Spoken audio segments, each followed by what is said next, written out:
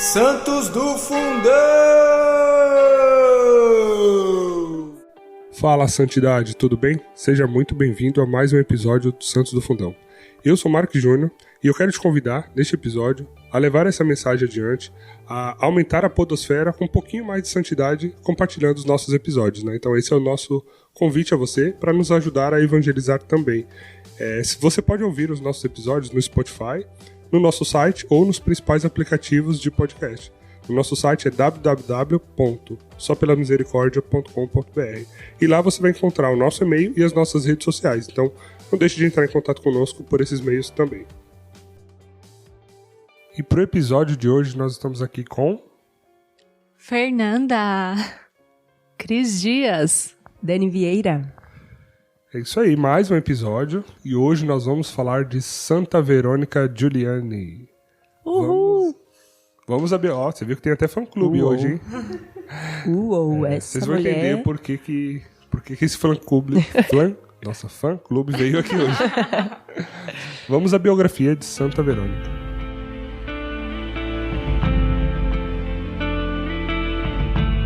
Santa Verônica nasceu em 27 de dezembro de 1660.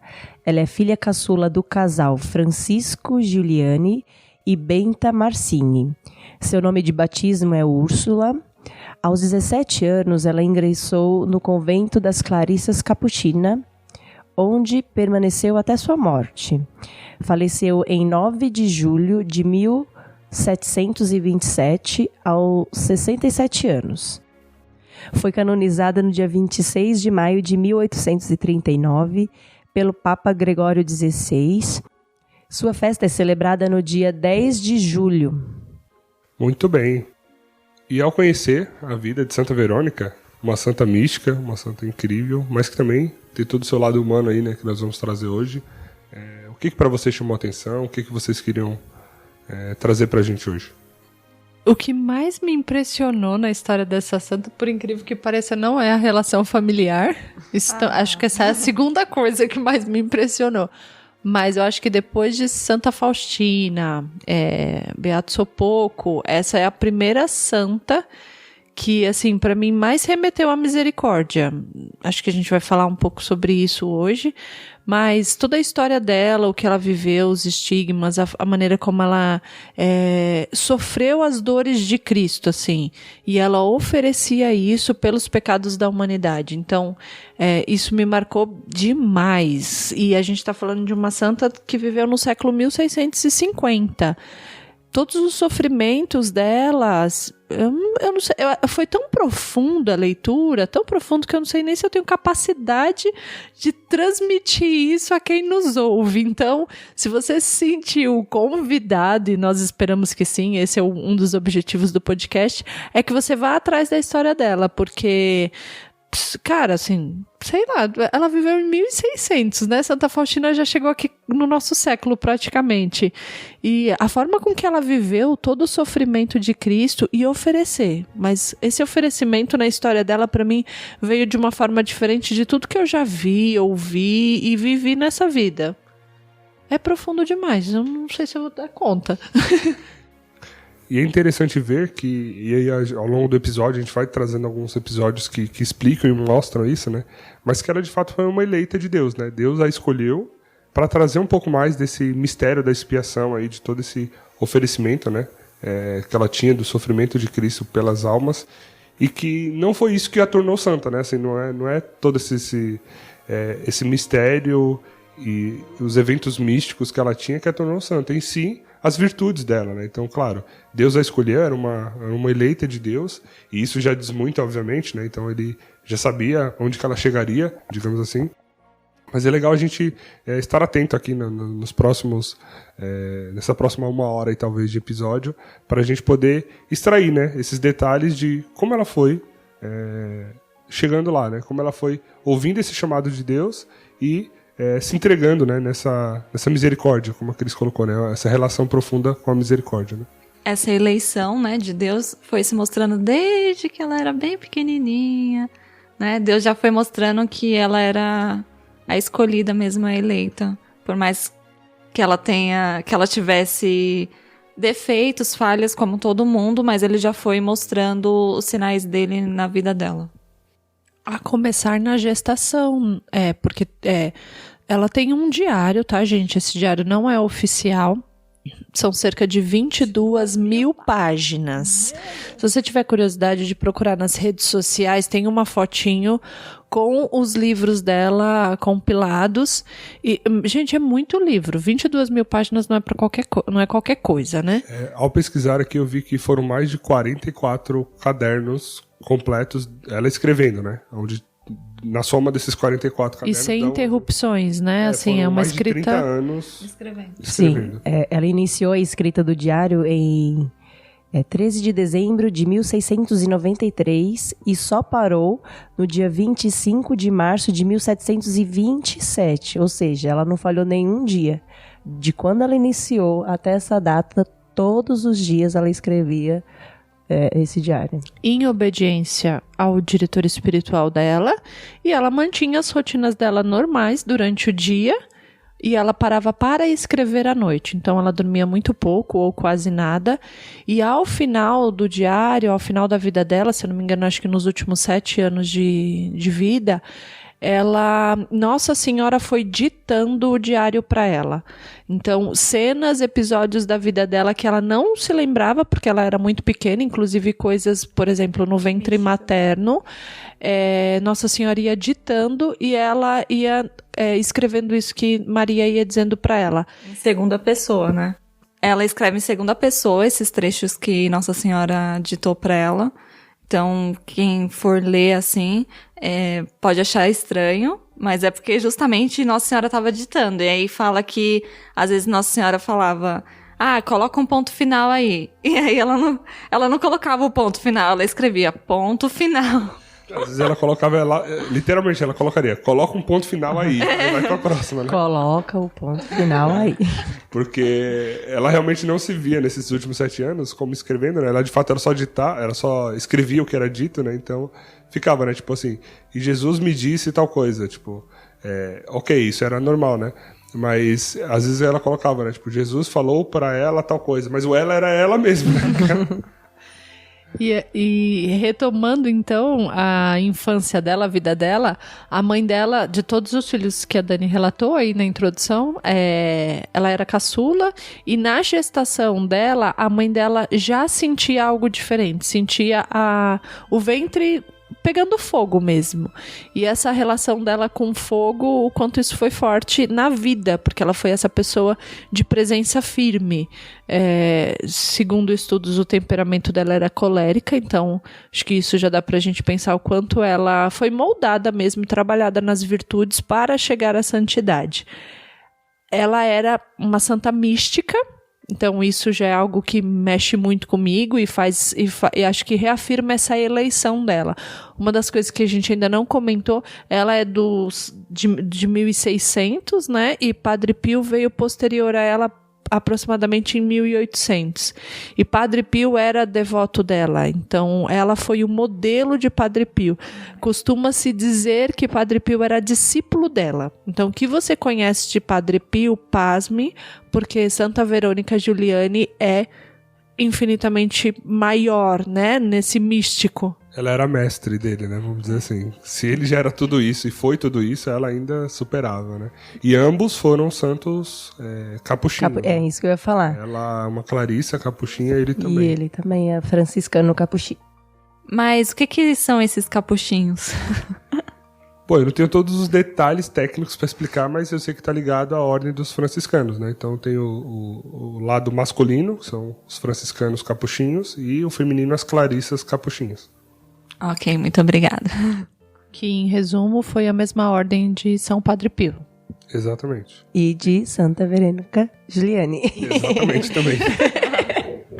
E uma outra coisa que os dois, né, São Padre Pio e Santa Verônica tinham em comum é que ambos sofreram os estigmas, né, de Jesus. Exatamente.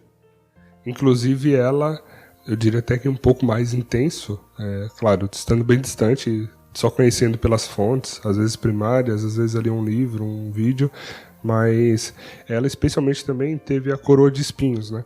que, se eu não me engano, ele não teve. Aos né? 17 anos que ela teve? Eu não lembro 21, se foi... 21? Acho que foi 21. 21? E foi uma coisa que acompanhou ela por muitos e muitos anos, de fato. Todo esse sofrimento, essa dor, que inclusive em alguns momentos chegou a ser físico. Assim, você podia ver na testa dela algumas marcas, e isso machucava realmente profundamente ela. E era essa dor, esse sofrer que ela oferecia pelos pecadores, né? Então ela teve os estigmas, como o Padre Pio também teve, né? Os das mãos, dos pés, do lado. E além disso, ela teve essa coroa de espinhos também.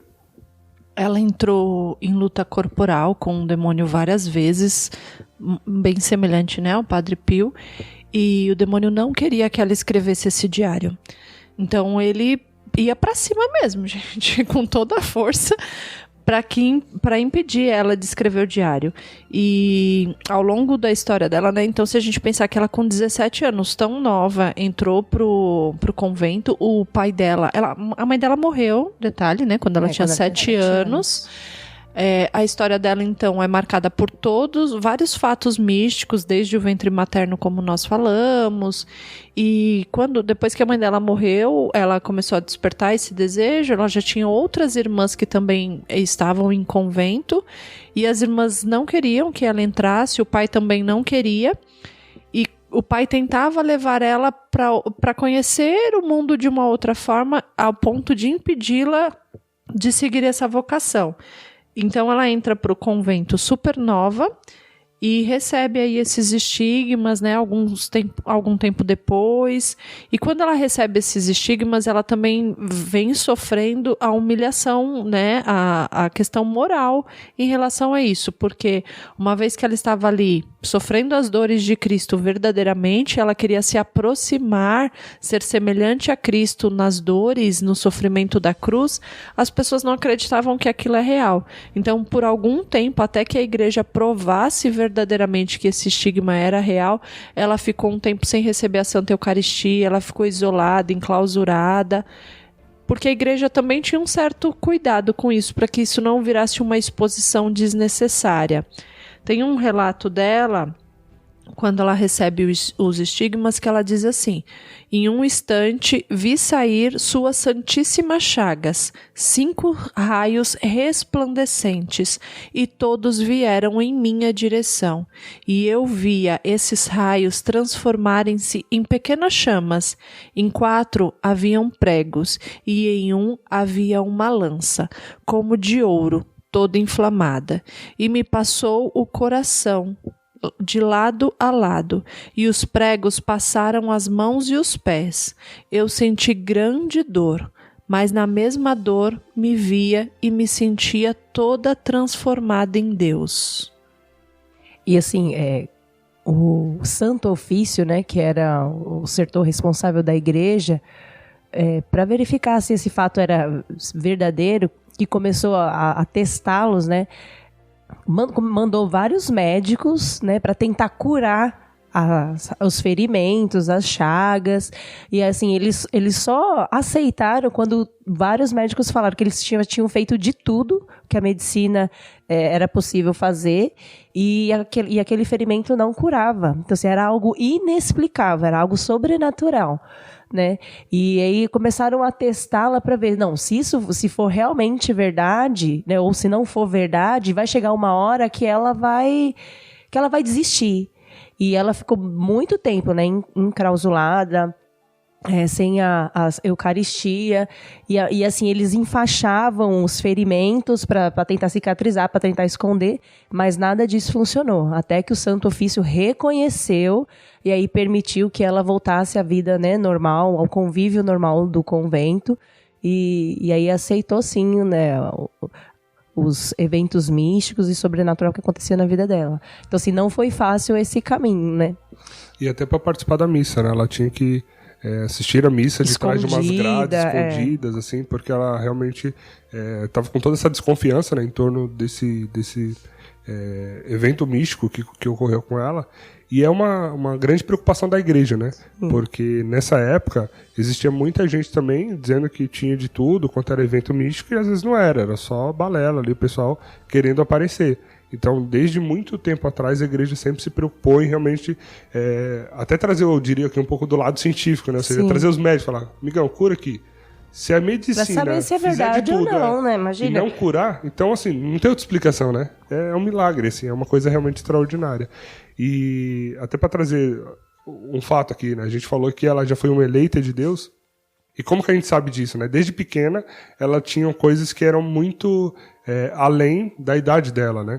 Um primeiro, que a gente estava até comentando agora há pouco aqui, antes da gente iniciar o episódio, ela com 1 ano e meio de idade, andando naqueles mercados, né? Que antigamente tinham mercados para vender, né? Os produtos agrícolas, então farinha, carne, feijão, as produções ali do meio rural, azeite. Então tinha um mercador de azeite que eles estavam roubando na medida do azeite. Então você pedia uma medida, ele te dava menos, mas cobrava mais e tudo mais. E ela, com 1 ano e meio, olhou para ele e falou assim, olha, não roube na medida do azeite, porque Deus vê tudo. Então imagina, com 1 ano e meio, assim, a gente aqui mal sabe falar com 1 ano e meio, né? Ela já conseguiu dar uma bronquinha, já. E outro ponto também que é interessante, como a gente começou falando dessa questão das virtudes, né? Então, um santo, ele é santo não pelas experiências místicas, mas sim por suas virtudes, que é o que de fato a igreja reconhece, né? As virtudes heróicas. E como tem esse processo natural de cada um de nós, de ser melhor, de crescer na espiritualidade, na santidade, ela também teve. Então, é um pouco dessa personalidade colérica, né, que a Cris trouxe, essa questão da ira, ela é muito explosiva, né, muito incisiva ali, desde adolescente, então, desde criança e adolescente. Então, ela teve que aprender a lidar com isso, e ela foi transformando isso numa virtude, né? Então, sair do extremo oposto de uma ira extremamente forte, exacerbada, descontrolada muitas vezes, para ir para o outro lado da paciência, da temperança, da obediência. Então, assim, imagina esse caminho. Não foi fácil, né? É uma cruz. É o caminho que a gente tem que seguir, é o da cruz. Que então, a gente vai se moldando a cada dia também, né? Vai aprendendo. E é importante a gente olhar para isso, porque é aí onde está a grande lição, às vezes, do santo, né? Às vezes olhar como ele transformou o que era, às vezes, um pecado ou ali vou chamar de um defeito da alma, vamos dizer assim, e fazer disso uma virtude, né? Porque isso nos aproxima dos santos, né? Isso faz com que a gente entenda que nós podemos também ser santos, porque muitas vezes falando aqui das experiências místicas, você fala, ixi, eu tô muito longe, né? Male consigo ouvir a voz de Deus. Exato. Assim, eu não tive nem o arranhãozinho da unha de Cristo. Imagina Chagas, né? Então, vai estar muito distante. E não é, gente, assim, a gente tenta, claro, estudar e trazer para vocês coisas que nos impactaram, cada um com a sua experiência de vida e tudo mais, vai chamar atenção para alguma coisa, mas que no final do dia, que fique sempre essa lição, né? De como a gente pode olhar para o santo como um ser humano assim como nós, que de fato é, e a partir disso, como que ele lutou contra todos esses espinhos na carne ali para tirar um por um e deixar a vida deles realmente um exemplo hoje para nós, né? É que quando a gente fala assim das almas eleitas, a gente já pensa que a pessoa já nasce perfeita. E na verdade não é, né? Elas têm os defeitos, elas não são perfeitas, mas ela entende, ela tem a plena convicção, assim, sabe do que são defeitos, do que ela precisa fazer para melhorar. Então, assim, ela aceita, primeiramente, de que ela é imperfeita, né? Ela olha para dentro de si, reconhece todos os erros, todas as dificuldades, ela aceita aquilo e aí ela luta para ser melhor, né? E para corresponder todo esse amor que Deus deu para ela, né? Por ter sido eleita e viver tantas experiências maravilhosas. Então ela luta contra si mesma, contra todas aquelas falhas a fim de agradar a Deus, né? Então a Verônica, ela nasceu assim, né, desde pequenininha, ela já se relacionava com o menino Jesus como se fosse o melhor amiguinho dela, brincava com o menino Jesus, né? Menino Jesus descia lá do colo de Nossa Senhora, mas ela brigava com ele também, brigava com Nossa Senhora. Ela falou, tinha hora lá que ela fazia greve de fome, né? Que ela só ia comer quando Nossa Senhora desse o menino Jesus para ela segurar. Então, assim, ela era teimosinha. E aí ela foi crescendo e percebendo que não deveria ser assim, né? Que ela brigava com as irmãs quando não queriam brincar com ela de missa, quando não queriam fazer as penitências, né? E aí, assim, ela foi percebendo, né, com o amor de Nossa Senhora, com a paciência, eu acho, da mãe, né, que foi essencial, né, que a mãe era uma pessoa católica, né, de muita fé, e ensinou isso para as filhas. ela foi percebendo e foi moldando o seu jeito, porque né, não poderia conviver daquela maneira com as pessoas. Porque Deus não nos trouxe aqui para ser obediente, sim, mas também nos trouxe para amar os outros, né, e não humilhar ou para fazer a nossa vontade e tudo mais. Aproveitando o gancho aí da Dani sobre família... Chegamos lá. Eu fiquei pensando... Ela tem um relato, né, na história dela, que aproximadamente com uns 3 anos ela quer ser mártir, né? Ela quer se flagelar. E aí ela monta ali alguma coisinha dentro da casa dela onde ela pudesse se flagelar. Uma criança de 3 anos. E isso tem a ver com que a família partilhava dentro de casa, né? A família conversava sobre os mártires, sobre a igreja. E eu fiquei pensando na nossa realidade hoje, né? O que as crianças têm ouvido dentro das nossas casas? Às vezes uma música que não é aconselhável ali para a idade, às vezes conversas mais de adultos. E o quanto isso reflete naquilo que a criança vai trazer para a história dela, né? Santa Verônica, a partir dessa experiência, dessa vivência dentro de casa, do que a família partilhava da fé, ela já desperta ali um desejo pelo sofrimento. Tipo, é como se ela saísse... A cena que eu vejo, assim, ela saindo correndo, assim, abraçando o sofrimento, sabe? Com toda alegria, com todo amor. Porque ela não entende disso algo ruim. Pelo contrário, ela entende que quanto mais ela sofrer por amor a Cristo, ela se assemelha ao esposo. E é tudo que ela quer. Se Jesus sofreu por ela, pela humanidade, quem seria ela para não abraçar esse sofrimento? Então ela entendeu que verdadeiramente o caminho para o céu é um caminho de cruz. E tudo bem, isso não era tristeza na vida dela, pelo contrário. E ela imitava, na verdade, a vida dos santos ao pé da letra, né? Ela conhecia os santos e ela queria imitar ao pé da letra. E eu acho uma das santas de devoção dela era Santa Rosa de Lima, né? Ela fala assim, já fica a dica pra gente fazer um podcast de Santa Rosa de Lima, porque se Santa Verônica era devota de Santa Rosa de Lima, a gente imagina o que deve ser Santa Rosa de Lima, né? E nesse processo dela de lutar, né, contra o que seriam esses pecados e trazer essas virtudes, né? Um dos pontos era isso, que ela, enquanto caçula, o pai já tinha perdido a esposa, as filhas tinham entrado, né, numa ordem religiosa, as outras 4, e ele queria que Santa Verônica, a caçula dele, se casasse, né, e tivesse filhos, enfim, e tudo mais. E aí ele começou a apresentar uma série de jovens para ela, né, para que ela ali com 15, 16 anos já pudesse, né, escolher quem era o seu pretendente ali para isso.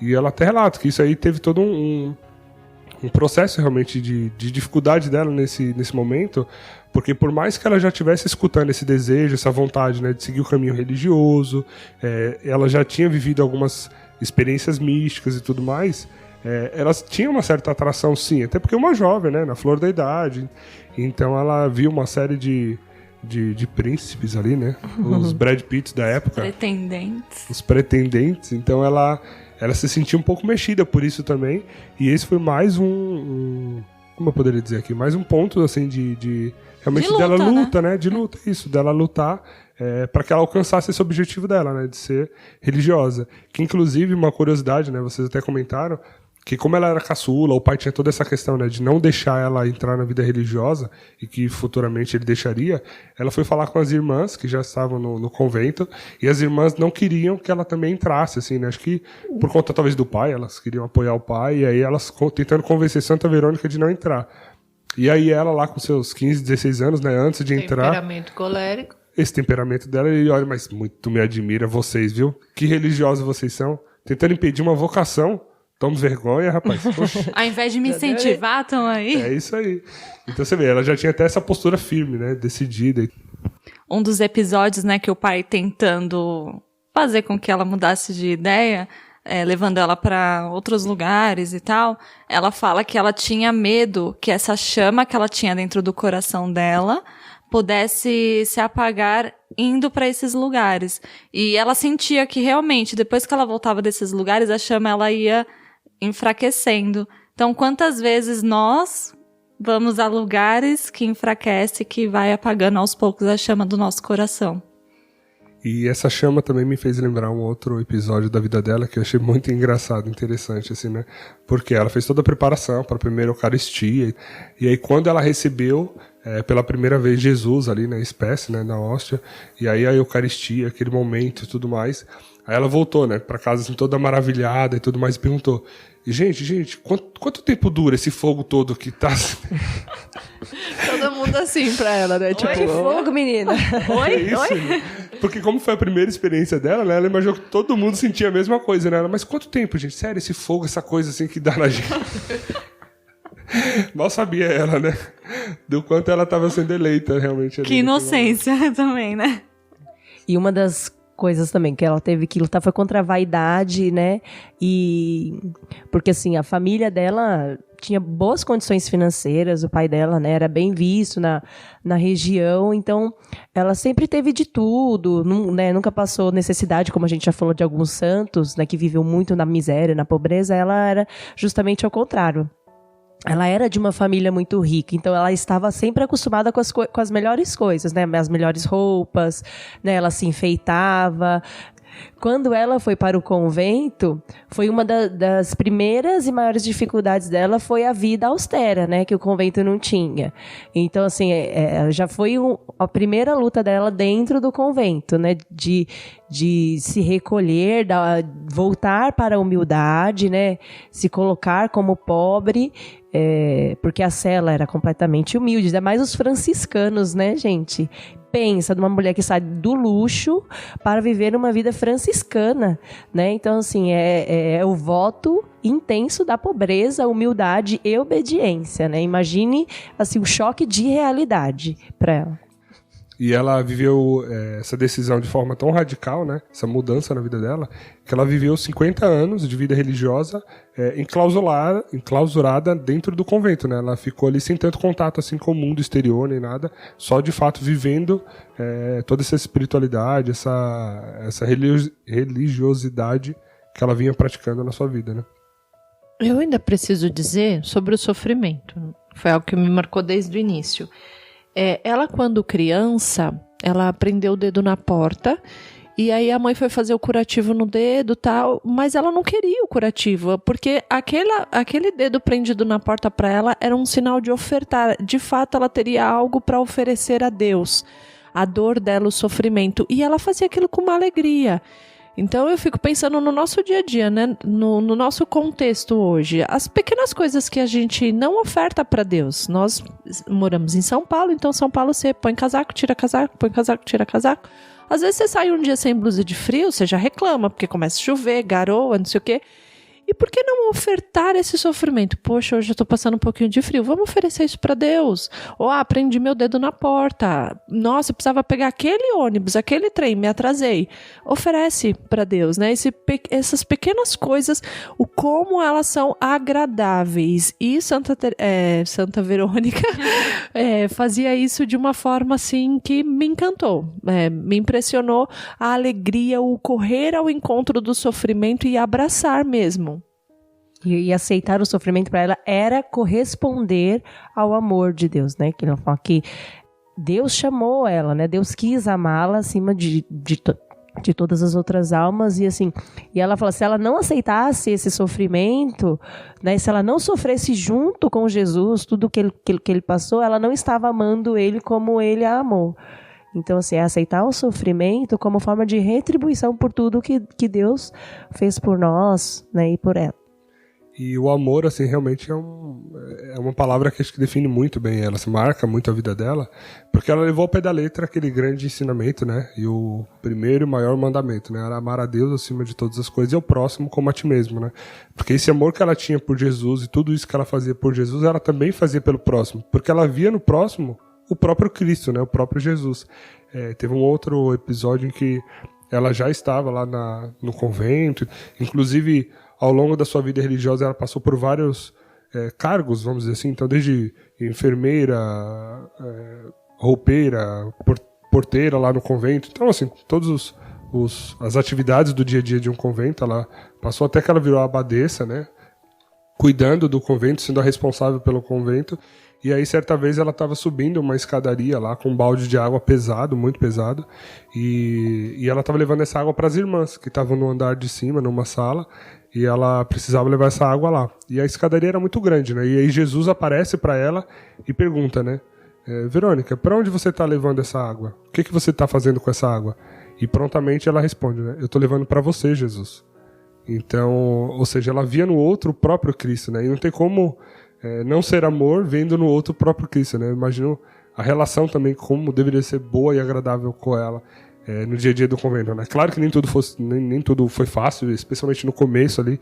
As próprias irmãs a perseguiam, né? Porque talvez se deixavam levar por inveja, por ciúmes.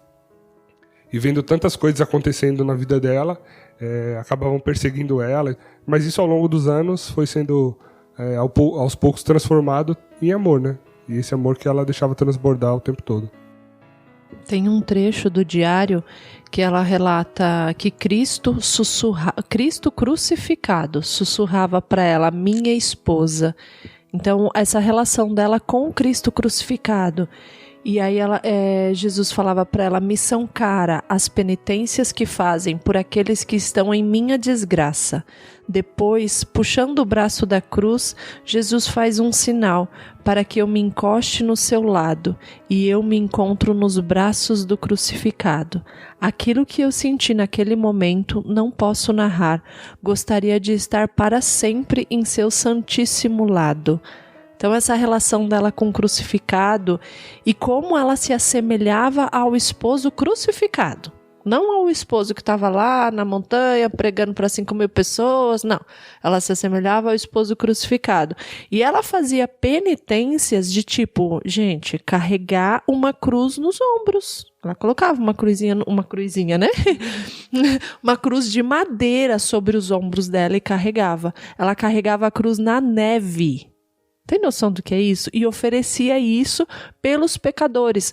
Então, ela se colocou ao longo da vida dela, de forma mais específica, esses 50 anos aí no convento, ela se colocou como mediadora, né, entre Cristo crucificado e os pecadores. Ela era aquela que apresentava os pecadores, espiava os pecados da humanidade, se assemelhando a Cristo, o esposo dela crucificado. E é interessante ver realmente como esses santos são bem radicais, né, nas coisas quando eles vivem, né?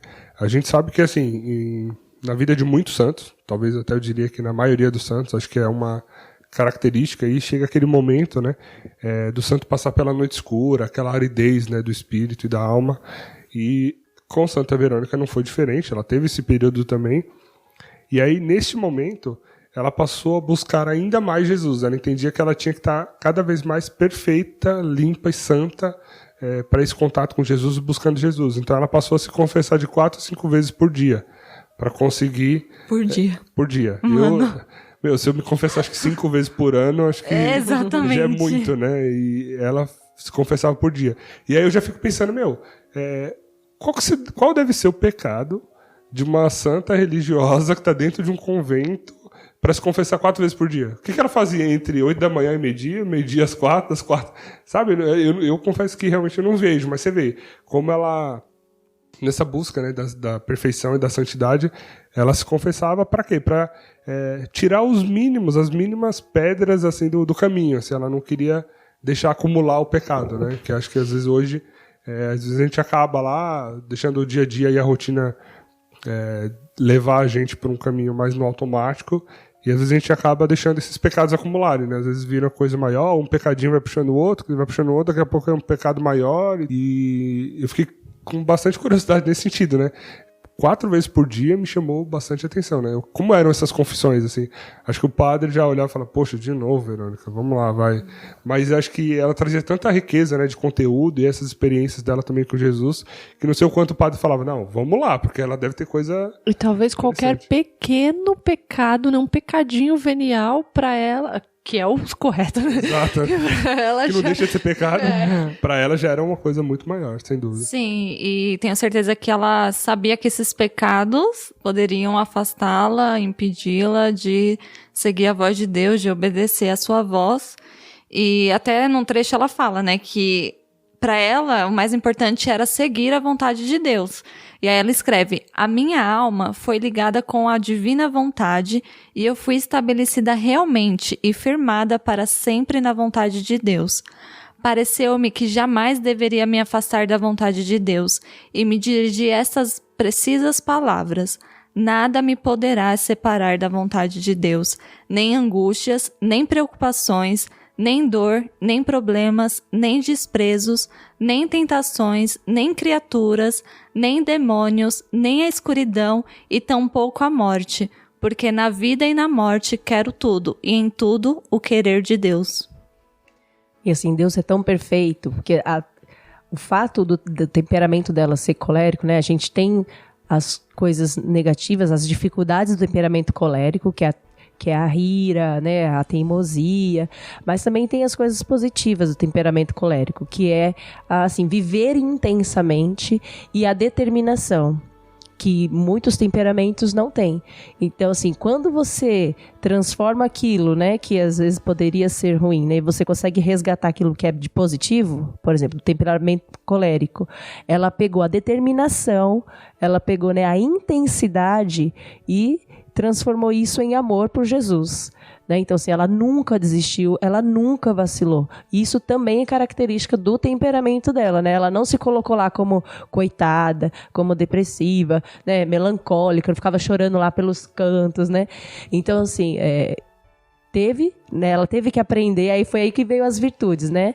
Ela teve que lidar com todas as dificuldades daquele temperamento, mas o quanto esse temperamento foi fundamental para ela, né, se sustentar e se manter firme ali diante de todas as dificuldades. E fora tudo isso, né, era uma mulher extremamente inteligente, né, muito prática, muito à frente do tempo. À frente do tempo. Como todas as santas, né, gente? Vocês já ouviram isso em todos os nossos podcasts, né? A gente sempre fala, né? Não tem O jeito. checklist. Então, assim, ela, enquanto abadesa, né, e responsável pelo convento, ela começou a aplicar ali uma série de melhorias práticas para melhorar a vida e o convívio entre elas, né? Então, assim, ampliar salas para uma melhor convívio. Uma administradora perfeita. Exatamente, né? perfeito. Adorei. Então, é uma das primeiras que fez a faculdade de administração ali, né? A liderança aí, ó.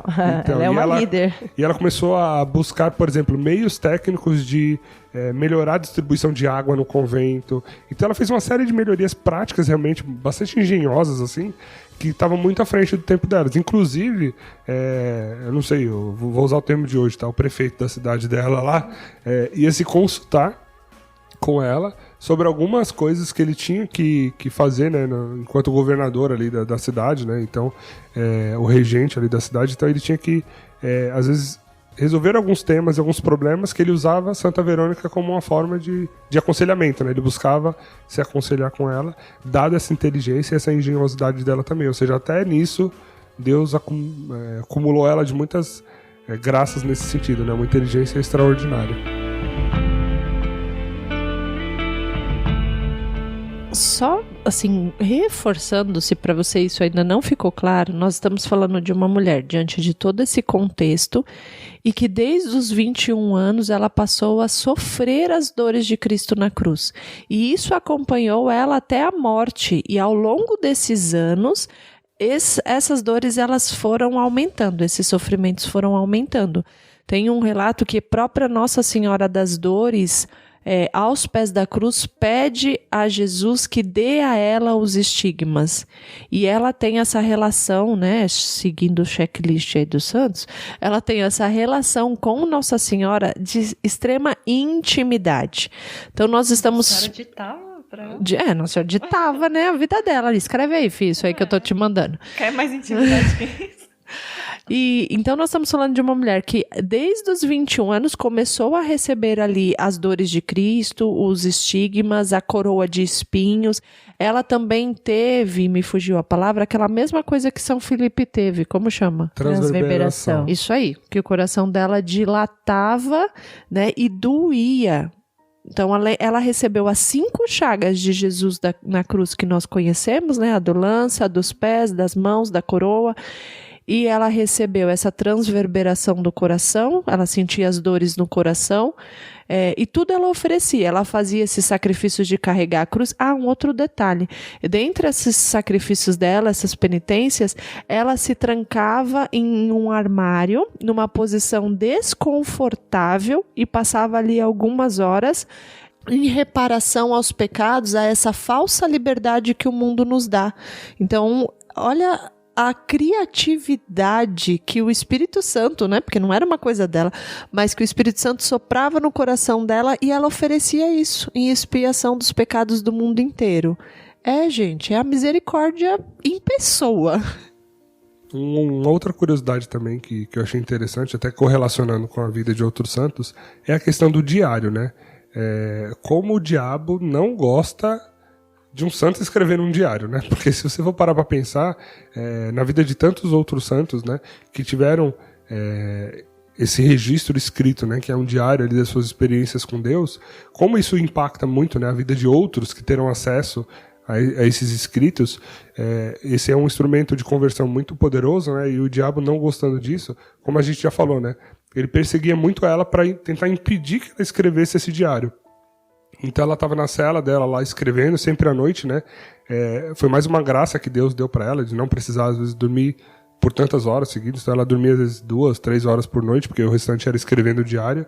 E o diabo aparecia, jogava as coisas nela, às vezes colocava um monte de fumaça na cela para ela não enxergar, dizia que ia arrancar os olhos dela para ela não conseguir escrever. E nem por isso ela parou, e nem por isso ela desistiu, né? Então, eu consigo, assim, eu não consigo nem, às vezes, sabe quando você tenta se colocar no lugar do outro? Eu não consigo me ver numa situação dessa, cara. Não dá. Eu acho que é demais. E aí me chama a atenção isso, né? Essa questão do diário em si. Porque Santa Faustina também foi perseguida por conta do diário, uma série de questões. A gente falou um pouco sobre Santa Gema, por exemplo, que o diário dela foi queimado pelo demônio e tudo mais, mas ainda conseguiu se manter intacto. Então, se você hoje tem uma experiência com Deus, vive alguma coisa, seja ela mística ou não, ou só uma relação de profundo amor, que é o que a gente busca, só tudo isso, né? Por que não? Quem sabe, né? Ouvir essa voz interior e escrever um diário. Assim, não precisa necessariamente esperar que o Papa venha pedir para você escrever esse diário, mas assim, escreve para você, sabe? Não precisa escrever e ser publicando no Facebook, não. Escreve para você. E se isso puder tocar a vida de alguém, por que não? Por exemplo, eu tive uma outra, me ocorreu agora, uma experiência de um amigo padre, e dentro do processo ali, né, até chegar ao sacerdócio, ele teve um retiro de silêncio de 30 dias. Imagina você realmente ali num retiro de silêncio de 30 dias. E nesse retiro de silêncio, a forma que ele tinha para externalizar tudo aquilo que ele estava vivendo e elaborar e tal, era falar com ele mesmo através de um diário. Então ele escreveu um caderno, e que depois ele acabou me emprestou para outras pessoas e tudo mais. E você vai lendo aquilo ali, é de uma riqueza profunda, né? Porque assim, se você se esvazia de tudo, se você se entrega de tudo e nem falar, você fala, você pode, assim, é só você mesmo e Deus. Então, eu acho que fica aqui também um outro aprendizado, assim. Eu confesso que eu tenho uma extrema dificuldade de escrever e pôr no papel as coisas, então talvez não seja para você também, mas se você que está aí do outro lado nos ouvindo tem esse dom, tem essa vocação, escreva, que eu acho que pode ser muito rico, tanto para você como para outros, né? Para exemplificar um pouco a história do nome com a missão da pessoa, né? O nome Verônica significa verdadeira imagem. E de fato ela se tornou essa verdadeira imagem do Cristo crucificado. É importante a gente pensar no Cristo crucificado da forma mais dolorosa que a gente pode imaginar, porque às vezes a gente vê uns crucifixos tão bonitinhos que a gente não consegue dimensionar o sofrimento de Jesus, e nesse momento dimensionar o sofrimento de Verônica, que assemelhou-se a Jesus crucificado. Mas o nome dela significa isso, a verdadeira imagem de Cristo crucificado. Tem um apelo de Santa Verônica que ela escreve no diário: ó pecadores, ó pecadoras, todos e todas, vinde ao coração de Jesus, vinde lavar-vos no seu preciosíssimo sangue. Ele vos espera com os braços abertos para abraçar-vos. Gente, essa é a pura misericórdia, a misericórdia manifestada na pessoa de Cristo e na pessoa de Santa Verônica. E por falar em misericórdia e caminho de cruz, né, que foi o que você falou agora, assim, nós costumamos aqui, antes de gravar o episódio, entre outras coisas, abrir o diário de Santo Faustino e meditar um pouquinho, partilhar algumas coisas sobre alguma passagem do diário, né. Na passagem do diário que nós tiramos hoje aqui para meditar e partilhar um pouco, Santa Faustina, né, relatava uma alma sofredora ali, falando dessa angústia de não poder viver a vida de santidade por uma série de questões ali que a detinham de seguir esse caminho. E Jesus falou que, filha, essa é a sua cruz. Então, o caminho para a santidade é o caminho de cruz. Então, tome sua cruz, me siga, né?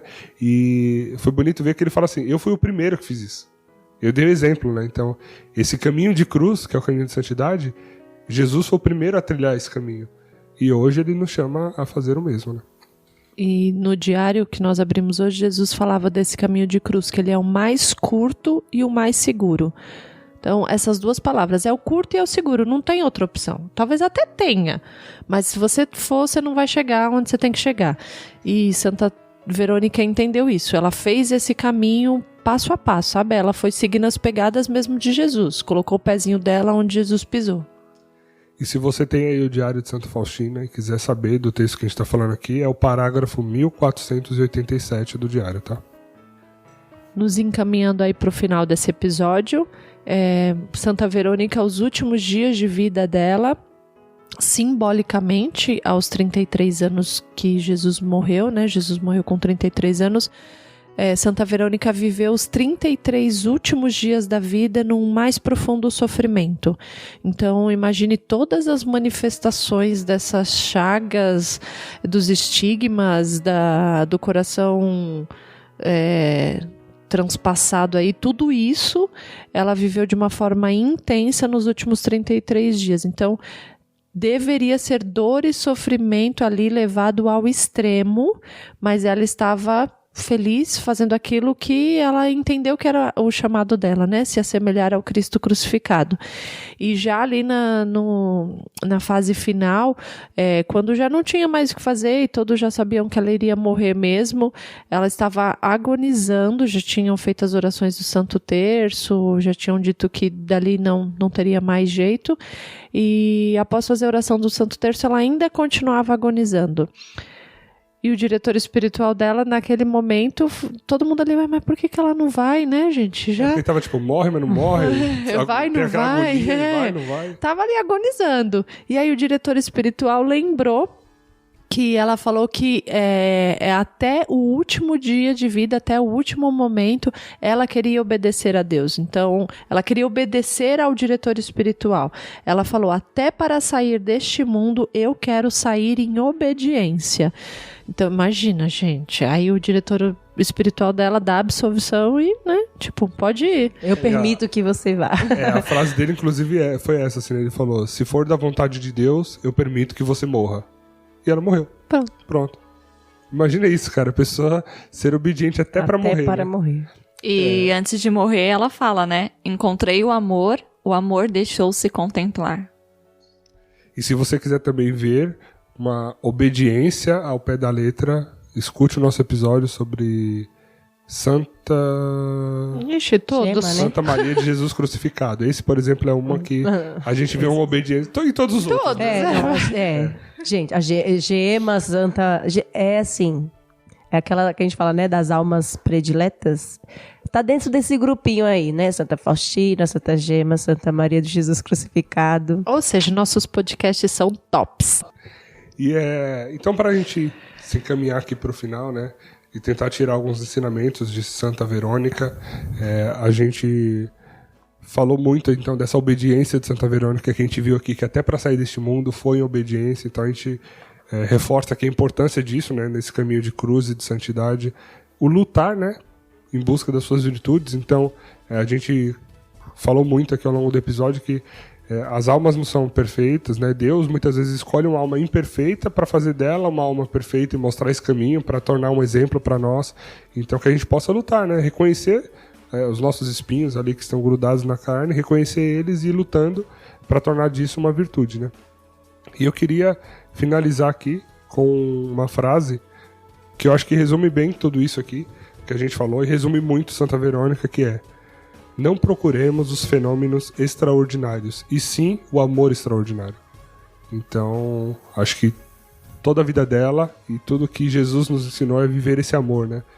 O amor pelo próximo, o amor por você, o amor por todos que te cercam, o amor em tudo que você faz, o amor na obediência, o amor no sofrimento. É muito amor, né, gente? Então, vamos nessa. O amor supera tudo.